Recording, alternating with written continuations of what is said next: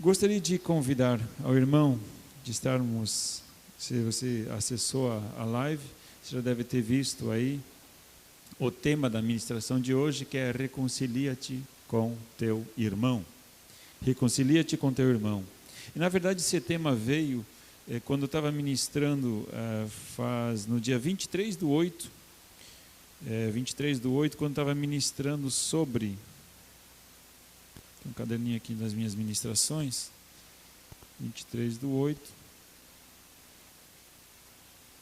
Estava ministrando sobre quem nos justifica, quem te justifica, né? A tendência de nós seres humanos termos de ficar nos justificando. Eu fiz isso porque a gente tenta, né, se safar de alguma situação, nos justificando. E aí eu percebi esse movimento, um dos movimentos da gente se justificar. Mas uma das outras questões que muitas vezes envolve a questão de perdão de um para com o outro, e questões nesse sentido, é quando nós transferimos a culpa, sim, ou quando nós temos dificuldade de ir em direção ao nosso próximo. Aí que está uma grande dificuldade nossa, de ir em direção ao nosso próximo, que vai nessa mesma linha da questão de perdão. Como é difícil. Na verdade, eu vejo assim, não teria muito dificuldade, a Bíblia fala tanto da gente perdoar o nosso irmão, que eu não vejo muita dificuldade em perdoar. A pessoa, ela te ofende, de alguma outra forma, ela acaba te atingindo e você liberar perdão, eu não tenho tanta dificuldade em liberar perdão, mas eu tenho uma luta dentro de mim quando eu tenho que ir pedir perdão. Isso é uma coisa, não sei se é só comigo, né? Ou se de repente o irmão também já deve ter passado por essa situação muito difícil. É difícil a gente ir de encontro à pessoa que a gente ofendeu, a gente, sei lá, por alguma carga d'água, a gente acaba machucando alguém, a gente acaba ofendendo, a gente acaba provocando algum dano em alguém, a gente tem que reparar esse dano, então você tem que se movimentar na direção dessa pessoa. E é tão complicado. E é tão difícil. E eu, pensando sobre isso, busquei alguns textos na palavra. A Bíblia fala muito em perdoar. Ela fala muito em perdoar e sermos perdoados, né? Assim como o Senhor nos perdoa, a gente deve perdoar, aquela coisa básica. Agora, acharem alguma base para nos levar a um movimento de encontro, nós nos movermos de encontro ao ofendido, é mais difícil. Mas eu gostaria de te convidar a abrir sua Bíblia em Mateus capítulo 5, versículo 21 em diante. Desculpa, a partir do versículo 23. Mateus capítulo 5, a partir do versículo 23, que é o Sermão do Monte, famoso, né? Tão bonito de ler e tão difícil de viver. É complicado. Muito bem, Mateus capítulo 5, versículo 23 em diante, diz assim: portanto, se trouxeres a tua oferta ao altar, e aí te lembrares de que teu irmão tem alguma coisa contra ti, deixa diante do altar a tua oferta, vai primeiro reconciliar-te com o teu irmão, depois vem e apresenta a tua oferta. Reconcilia-te depressa com o teu adversário enquanto estás com ele a caminho, para que o adversário não te entregue ao juiz, o juiz ao oficial de justiça e te recolham à prisão. Em verdade te digo que de maneira nenhuma sairás dali, enquanto não pagares o último centavo. Por bastante tempo eu li esse texto, eu sempre, e realmente o início dele vem como alguém que trouxe alguma ofensa contra a sua pessoa. E o texto justamente inicia, e na verdade o contexto dessa sequência que ele fala aqui, dessa oferta, né, que a pessoa vai levar uma oferta ao altar e se lembra de que de repente alguém tem algo contra ele, então ele vai lá liberar o perdão, enfim, vai lá arrumar a situação. Mas o contexto disso tudo está justamente nos versículos 21 e 22, que é justamente de uma ofensa alguma palavra maldita, alguma palavra que você acabou usando de uma forma errada e você acaba ofendendo alguém, xingando essa pessoa. Não vou entrar nos detalhes dos versículos 21 e 22, mas a questão é desse contexto de um pecado verbal. É só um exemplo. Tá? A gente pode aplicar isso em várias outras áreas. Né? Eu fico devendo algo para o meu irmão. Né? Eu empresto, não devolvo. Né? Enfim, posso ter tantas outras maneiras de machucar alguém. Mas o que fala aqui no versículo 23? Portanto, se trouxeres a tua oferta ao altar e aí te lembrares de que teu irmão tem alguma coisa contra ti, deixa diante do altar a tua oferta, vai primeiro reconciliar-te com teu irmão, depois vem apresentar a tua oferta. Então essa parte aqui, se a gente for verificar o contexto, na verdade, a oferta ela se relaciona ao sistema antigo sacrificial. Então, se você vai trazer um sacrifício a Deus, você está lá indo para o templo, para o altar, você vai lá trazer a sua oferta. Muitas vezes esse texto ele é usado com a ideia de oferta na igreja, né? Tem o gasofilácio, você vai querer colocar a tua oferta. E quando eu era jovem, adolescente, sempre tinha essa imagem, né? Tem lá o gasofilácio, a oferta, você quer colocar a oferta, né? O dinheirinho lá do dízimo, a oferta lá, você vai colocar o dinheiro e fala, ai, pá, peraí, eu acho que tem uma situação que tem que arrumar primeiro. Aí você não dá a oferta, né? Você pega, guarda ela de novo, graças a Deus, né? E aí você vai lá se reconciliar com teu irmão, e aí depois você vai lá colocar a oferta no gasofilácio. Essa era sempre a minha concepção, né? Mas lendo um pouquinho, na verdade ela está relacionada a um contexto judaico, certo? Das ofertas que eram trazidas ao templo. E o que acontece? A pessoa vem lá com a oferta, vai trazer um sacrifício ao Senhor, uma oferta ao Senhor, seja ela de cheiro agradável, seja lá do que for, e ele de repente se dá conta de que existe alguma pendência no ar. E aí o próprio Senhor Jesus diz o seguinte: portanto, se trouxeres a tua oferta ao altar, e aí te lembrares de que teu irmão tem alguma coisa contra ti, deixa diante do altar a tua oferta, vai primeiro reconciliar-te com teu irmão, depois vem e apresenta a tua oferta. Você vai deixar a tua oferta diante do altar. Você não vai oferecer ela, você vai deixar ela ali. Você arruma a situação e daí depois você volta e traz o sacrifício. Por que será? Deixa a oferta na frente do altar, arruma a situação primeiro e depois você volta e traz a sua oferta. Vai que a pessoa leva a oferta para casa e não volta mais, né? Vamos garantir. Deixa na frente do altar ali, né? Se você levar, não volta mais para oferecer, né? Não, a questão é a seguinte, amado. A questão toda é o que é aceitável ao Senhor? Por que antes de trazer a oferta, por que antes de trazer isso ao Senhor, eu preciso primeiro reconciliar-me com o meu irmão?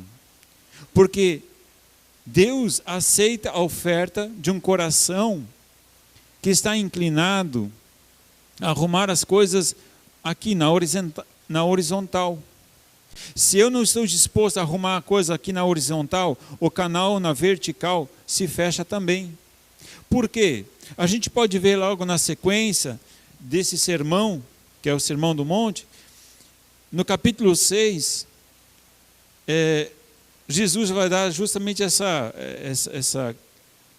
indicação na oração que ele mesmo ensinou. Ele diz ali, perdoa-nos as nossas dívidas, assim como nós perdoamos aos nossos devedores. Então essa é a oração que Jesus ensina. Portanto, vós orareis assim, né? Pai nosso que estás no céu, santificado seja o teu nome. Ele vai falar de várias coisas, e lá no meio ele fala sobre o perdão. Ele diz assim como nós perdoa-nos assim como nós perdoamos. E ele então continua a orar o pão nosso de cada dia, e por aí vai.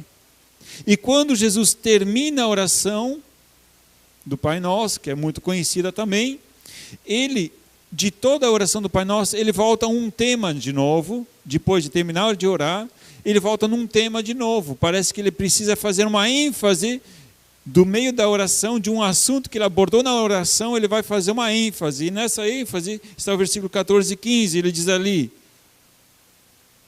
pois se perdoardes aos homens as suas ofensas, também vosso Pai Celestial vos perdoará a vós. Porém, se não perdoardes aos homens as vossas ofensas, as suas ofensas, também vosso Pai Celestial não perdoará as vossas.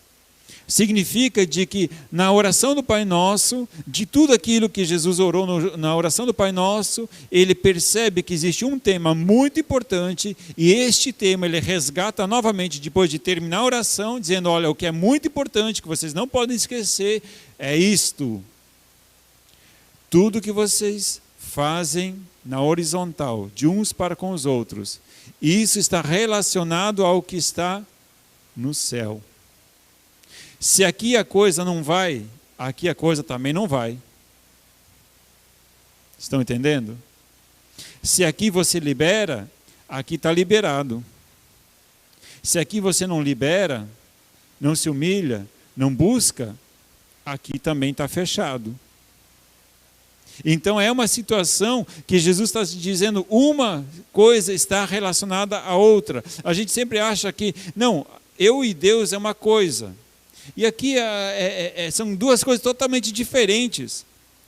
A minha vida espiritual não tem nada a ver com a minha vida com o meu próximo.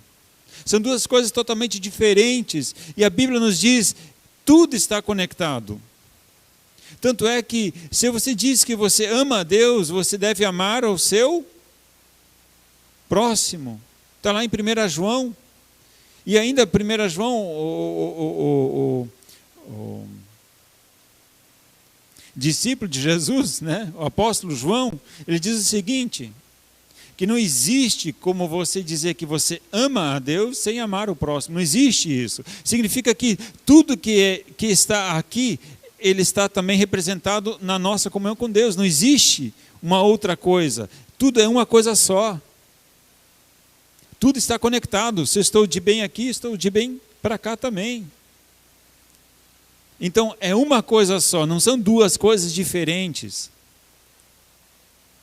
E aí também, até no livro de 1 João, ele diz, não ame só de palavra, mas de obra. Significa que ainda ele é mais ousado. E como é que eu vou demonstrar o meu amor? Com obras para os meus irmãos. E assim eu vou estar demonstrando meu amor para com Deus. Uma coisa está conectada com a outra. Não existe como desassociar as duas coisas.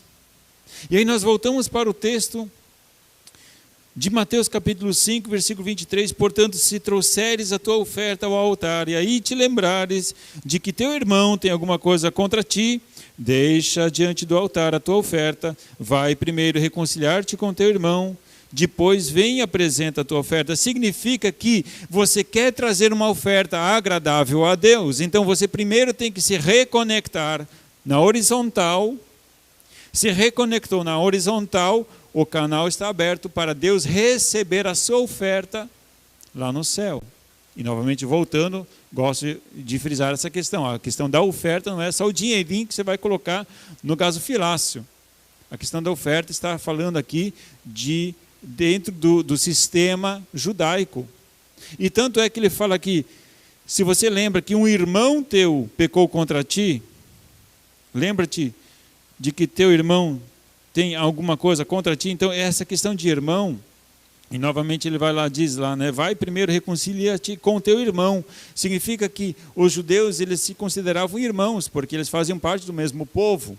Certo? Claro, eles tinham lá o antecedente dele, Abraão. Então todos eles eram filhos de Abraão, significa que eles faziam parte da mesma família, eles eram irmãos. E Jesus está dizendo, ei, então primeiro você tem que arrumar a coisa em casa, com teu irmão. E aí você pode chegar e trazer oferta. Aí está tudo certo, aí o caminho está aberto. Se o teu caminho aqui está fechado, o caminho para cima também está fechado. Ele falou, não adianta nada você trazer o sacrifício, você fazer o sacrifício, você fazer, né, faz tudo tal. Se o teu canal está fechado para cima, amigo, pode queimar quanto sacrifício for, não adianta. Se o teu canal está fechado na horizontal, na vertical, não vai adiantar, não vai trazer nenhum benefício para você. Muito bem. E aí você pode dizer, pois é, pastor, é legal isso tudo, mas ainda assim é a ofensa que o irmão tem para comigo. Por que eu tenho que ir falar com ele? Porque aqui Jesus está falando, ei, se alguém tem alguma coisa contra ti, vai lá e arruma essa situação, deixa a oferta, né? Deixa de ser religioso, põe deixa a máscara de religioso ali, vai lá, arruma a coisa primeiro, depois traz o sacrifício. E aí que vem o contexto da segunda parte desse texto, versículos 25 e 26, que quando fui estudar esse texto, eu de repente me deparei com uma antítese, uma ideia contrária. Diz ali, reconcilia-te depressa com teu adversário, enquanto estás com ele a caminho, para que o adversário não te entregue ao juiz, o juiz ao oficial de justiça, e te recolham à prisão. Em verdade te digo que de maneira nenhuma sairás dali, enquanto não pagares o último centavo. Opa! O que esse texto está falando? Esse texto está descontextualizado. Ele está falando de irmão em cima, agora está falando de inimigo? Como assim? Esse texto ele inverteu a história. Vocês já perceberam isso? A segunda parte inverteu a história que a gente acabou de falar, né? E parece que os outros dois versículos inverteram a história. Olha só o que diz o versículo 25. Reconcilia-te depressa com teu adversário.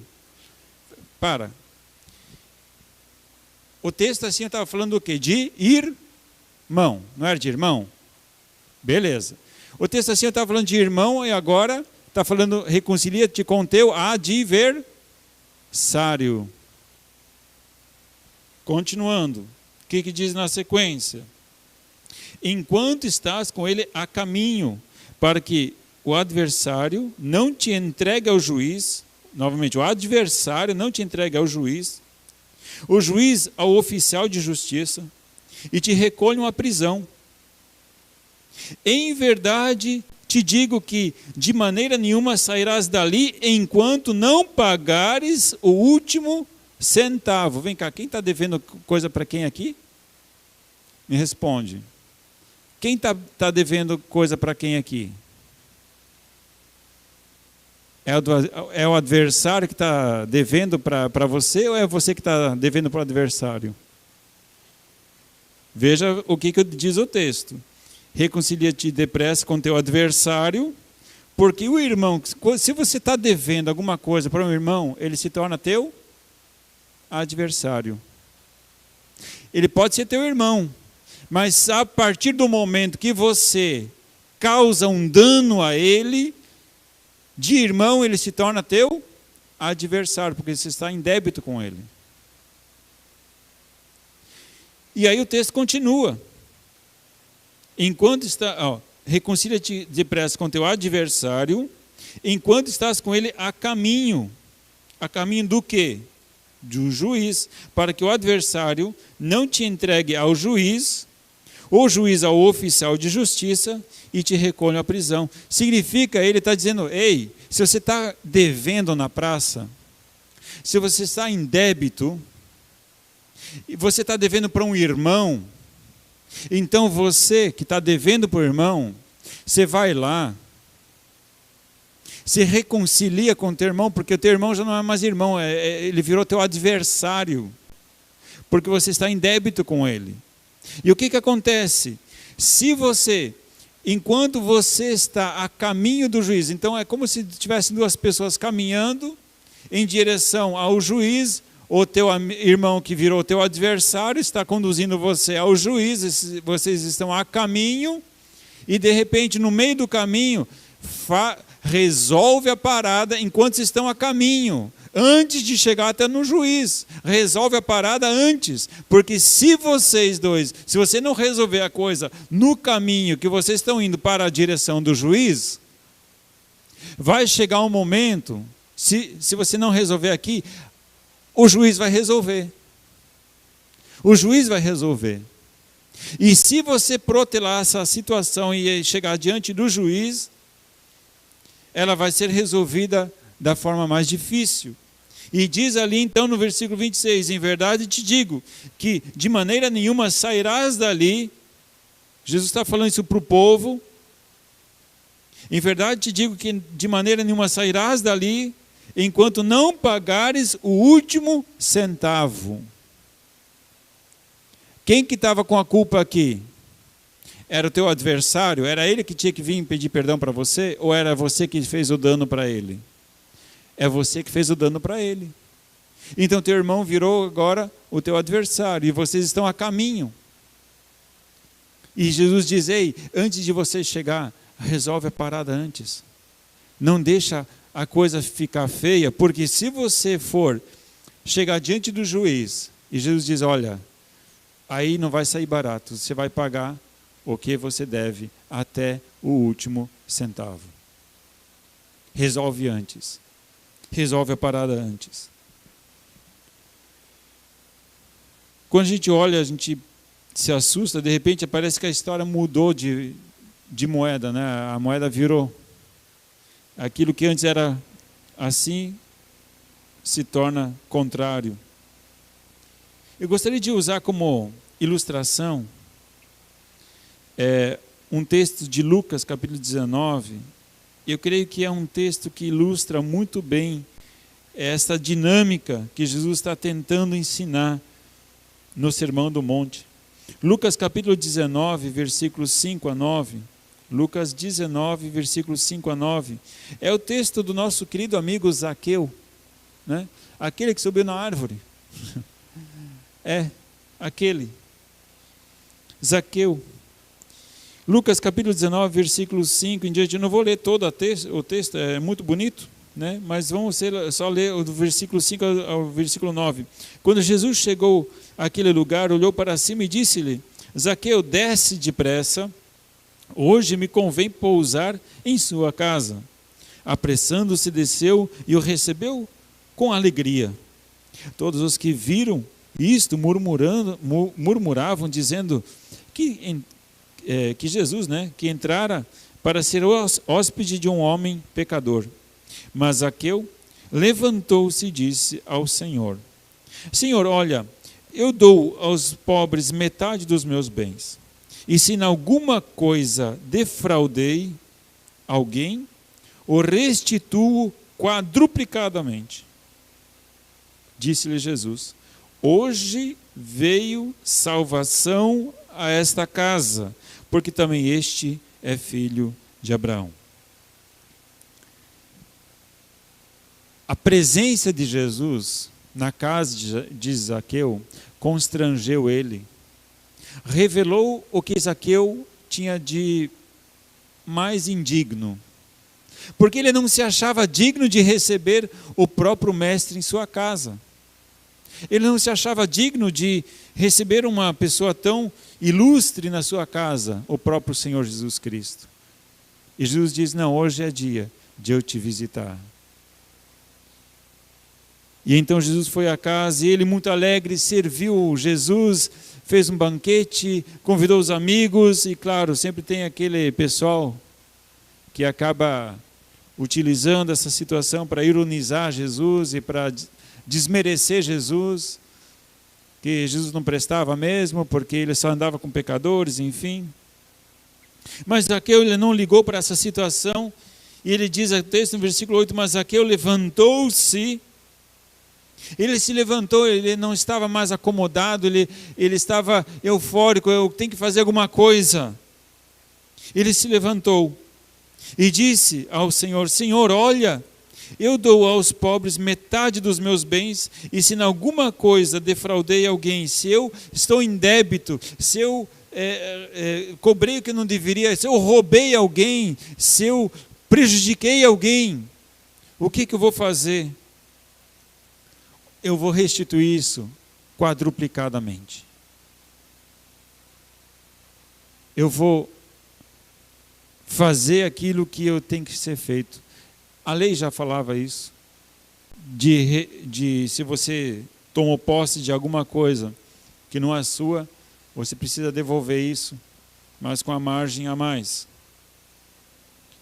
Neste momento, Jesus diz: hoje veio salvação a esta casa, porque também este é filho de Abraão. Significa que aquela compulsão de Zaqueu de agora fazer alguma coisa diferente daquilo que ele fazia antes, ir atrás daquelas pessoas que ele tinha ofendido, que ele tinha roubado, que ele tinha matado, seja lá o que for, eu vou atrás agora, eu vou arrumar, eu vou arrumar a minha vida. E aí Jesus diz: olha, agora sim entrou salvação nessa casa. Deus, neste momento, fez a obra nesse lugar. Vocês percebem como uma coisa está conectada na horizontal e a vertical? Eu e o meu próximo diante de Deus. Até o apóstolo Pedro fala que os maridos devem cuidar bem das suas esposas, como vaso mais frágil, para que as vossas orações não sejam impedidas. Significa que se eu não trato minha esposa como vaso mais frágil, com honra, com zelo, desconecta aqui, ó. Se eu não obedeço na horizontal, na vertical, não tem como fluir. Então, muitas vezes, de repente, você percebe por que a tua vida está tão travada. Por que parece que Deus está tão longe? O pecado, ele não pode ser tratado levianamente. O pecado é pecado e precisa ser tratado. Diz lá no capítulo 17, versículos 3 e 4 de Lucas: olhai por vós mesmos, se teu irmão pecar contra ti, repreende-o, e se ele se arrepender, perdoa-lhe. Se pecar contra ti 7 vezes no dia, e 7 vezes no dia vier ter contigo e disser: arrependo-me, perdoa-lhe. Gente, olha só, é engraçado isso, né? Porque a Bíblia sempre fala de se o outro te ofender, se o outro te fizer mal, perdoa. Perdoa. Por quê? Porque a intenção do cristão não é de ofender o teu próximo. Se você fizer, você vai ter que fazer a mesma coisa que o outro fez contigo. Você vai ter que ir lá pedir perdão, é a mesma coisa. Se outro fez contigo, vai lá e perdoa. Agora, se você fez para o outro, vai lá e pede perdão, é a mesma coisa. O irmão se torna um adversário e você tem que arrumar a coisa. Até nesse texto, versículos 1 e 2, diz lá sobre os escândalos, né? Enfim, que o Senhor deseja que nós estejamos arrumando as situações, indo de encontro, realizando aquilo para que nosso canal para com Deus não se feche. O arrependimento precede o perdão. Nesse texto de Lucas, capítulo 17, a gente vê aqui que o arrependimento, né, diz ali: olhai por vós mesmos, se teu irmão pecar contra ti, repreende-o, e se ele se arrepender, perdoa-lhe. O arrependimento precede o perdão. Então, se nós nos arrependemos também de algo que nós tenhamos feito, também devemos fazer o mesmo. Vai lá e reconcilia-te com teu irmão, ou com teu adversário, né? De irmão já virou adversário, porque existe um débito entre os dois. Então, se existe um débito, é porque ele se tornou o teu adversário. Então, retornando agora ao texto de Mateus, após a ideia de Zaqueu, nós talvez podemos entender um pouco melhor o que Jesus quis dizer em Mateus capítulo 5. Diz lá no versículo 25: reconcilia-te depressa com teu adversário, enquanto estás com ele a caminho, para que o adversário não te entregue ao juiz, o juiz ao oficial de justiça, e te recolham a prisão. Querido, na verdade a questão é a seguinte: todos nós estamos a caminho. Todos nós estamos a caminho do juiz. Um dia todos nós vamos aparecer, nós vamos ter que nos dobrar diante do juiz. Isso é imprescindível, isso não vai passar, isso já está escrito. Um dia nós vamos nos encontrar com o justo juiz. Não o juiz iníquo, aquele que eu li no início do culto, mas sim o justo juiz. E nós chegando diante do justo juiz, Jesus está falando: ei, enquanto vocês estão a caminho, qual é este caminho? Quando vai terminar o seu caminho, a sua caminhada neste caminho? Enquanto você tem fôlego de vida. A partir do momento que você deixa o fôlego de vida, Deus tira a tua oportunidade de você se reconciliar com teu adversário, com teu irmão, seja lá quem for. Enquanto nós estamos vivos, enquanto nós estamos aqui na terra, caminhando em direção ao nosso Deus, todos os dias Ele te dá uma oportunidade de você arrumar as coisas que você errou. Assim como Zaqueu o fez. Deus nos dá oportunidades de cura e de restauração diariamente enquanto estamos a caminho. Porque vai chegar um momento que nós vamos estar diante do juiz. E aí sim, se você se reconciliou com teu irmão no caminho, não vai ter o que acusar. E vocês vão chegar diante do juiz e o teu acusador vai dizer: não, na verdade a gente já resolveu a situação aqui na jornada, no caminho aqui já, né? Então nem se preocupe, já está tudo certo. Falei: beleza, então tá bom, tranquilo. Agora, se nós não aproveitamos o nosso dia a dia para arrumar, para reconciliar-nos com o nosso adversário, em verdade te digo que de maneira nenhuma sairás dali enquanto não pagares o último centavo. Significa aqui o débito é nosso. A dívida é nossa. E ele diz: olha, se você não se reconciliar com teu adversário, você vai ter que pagar até o último centavo. Você tem tempo. Nós temos tempo. Reconciliemo-nos com os nossos irmãos, para que eles não se tornem nossos adversários e a nossa oferta não seja aceita diante de Deus. Eu gostaria de te convidar a tomar um propósito diante de Deus. Não deixa acumular. Reconcilia-te com teu irmão, perdoa, vai pedir perdão, restaura, renova a tua vida. Porque muitas vezes o fogo ele se apaga com pequenos chuviscos, né? Que vai chuviscando e aquele fogo vai diminuindo. E muitas vezes aquele fogo do Espírito que antes ardia tão lindo, maravilhoso, ele vai sendo apagado com pequenas ofensas que você causa ou você recebe se você não libera perdão. Mas hoje especificamente é sobre nós não irmos acertar as coisas. Então hoje eu gostaria de te pedir, se você sabe que tem alguém, alguma ofensa contra ti, ou se você sabe que você errou contra alguém, nós ainda estamos a caminho. Então aproveite esse tempo. Vai atrás. Busque.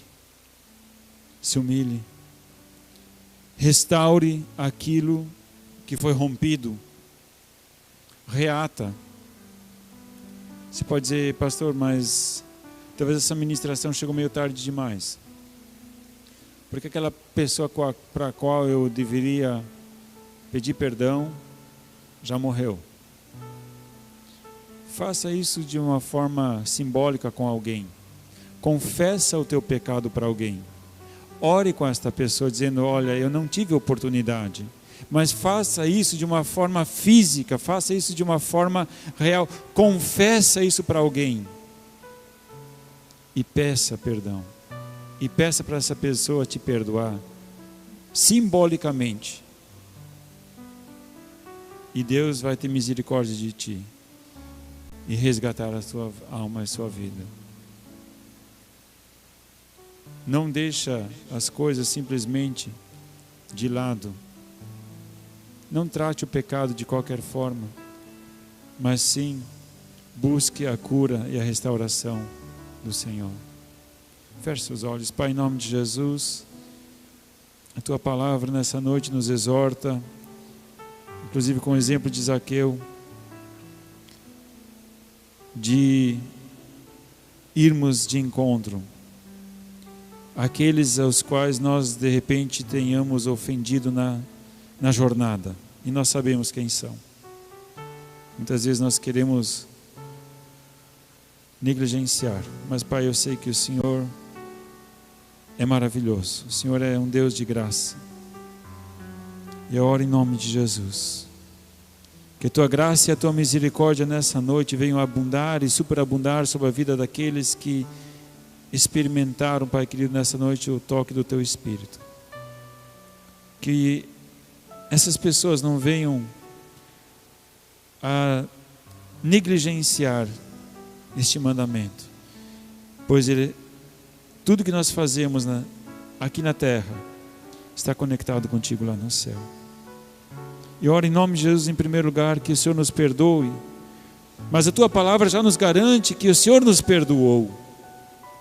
Então, em nome de Jesus, eu clamo para que nós possamos tomar posse do Seu perdão, e agora, com o Seu perdão, nós vamos de encontro àqueles que nos ofenderam ou àqueles aos quais nós ofendemos. Eu oro em nome de Jesus que o Senhor fortaleça cada um, porque este passo de obediência, ele é dado a cada um de nós. É um passo de obediência e de submissão à Tua palavra.